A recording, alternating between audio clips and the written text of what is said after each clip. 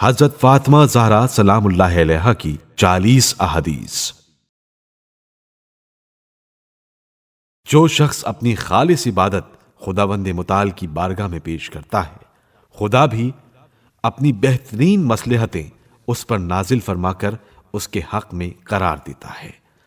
اے خدا کے بندو، تم ہی خدا کے امر و نہی کو برپا کرنے والے ہو اور خدا کے دین و وحی کے حامل ہو، اپنے نفسوں پر خدا کے امین ہو، امتوں کی طرف اس کے دین کو پہنچانے والے ہو۔ جو شخص میرے والد رسول خدا پر 3 روز تک سلام بھیجے، خدا اس پر جنت واجب کر دیتا ہے۔ ہم اہل بیت رسول خدا کے ساتھ مخلوقات کے رابطے کا وسیلہ، خدا کی برگزیدہ ہستیاں، نیکیوں کا بلند مقام، خدا کی روشن دلیلیں اور انبیاء اللہ کے وارث ہیں۔ سورہ حدید، سورہ واقعہ اور سورہ رحمان کی تلاوت کرنے والے لوگ آسمانوں اور روح زمین پر جنتی کہلاتے ہیں۔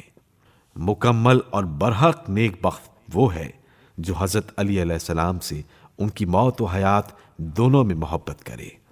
تمہاری دنیا میں میری پسندیدہ چیزیں 3 ہیں: تلاوت قرآن مجید، رسول خدا صلی اللہ علیہ وآلہ وسلم کے چہرہ مبارک کی زیارت، خدا کی راہ میں انفاق و خیرات کرنا۔ خدا نے ہم اہل بیت کی اطاعت و پیروی کو امت کے لیے سماجی نظم و ضبط کا سبب قرار دیا ہے اور ہماری امامت و رہبری کو اتحاد و یکجہتی اور تفرقے سے امان کا سبب قرار دیا ہے۔ آداب دسترخوان میں 12 چیزیں لازم ہیں جن کا علم ہر مسلمان کو ہونا چاہیے۔ ان میں سے 4 چیزیں واجب، 4 مستحب اور 4 رعایت ادب کے لیے ہیں۔ وہ 4 چیزیں جو لازم ہیں وہ یہ ہیں: معرفت، خوشنودی، شکر اور بسم اللہ الرحمن الرحیم کہنا۔ وہ 4 چیزیں جو مستحب ہیں وہ یہ ہیں: کھانے سے پہلے وضو کرنا، بائیں جانب بیٹھنا، 3 انگلیوں سے کھانا اور کھانے کو انگلیوں سے ملانا۔ اور وہ 4 چیزیں جو رعایت ادب میں شامل ہیں وہ یہ ہیں: جو بھی سامنے آئے اسے کھانا، لقمہ چھوٹا ہونا، خوب چبا کر کھانا اور لوگوں کے چہرے پر زیادہ نگاہ نہ کرنا۔ خداوند عالم نے نماز کو تمہارے لیے تکبر، انانیت اور خود پرستی سے دوری کا عامل قرار دیا۔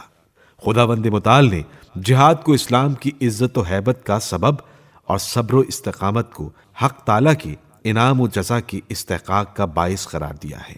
خداوند متعال نے ایمان کو شرک سے پاکیزگی کے لیے اور عدل و انصاف کو قلوب کی تسکین کے لیے واجب کیا۔ خداوند عالم نے تمہاری اخلاص کی استواری و برقراری کے لیے روزہ قرار دیا۔ خداوند عالم نے دین کو مضبوط کرنے کے لیے حج قرار دیا۔ خداوند عالم نے دلوں کو نزدیک کرنے کے لیے عدالت کو سبب قرار دیا۔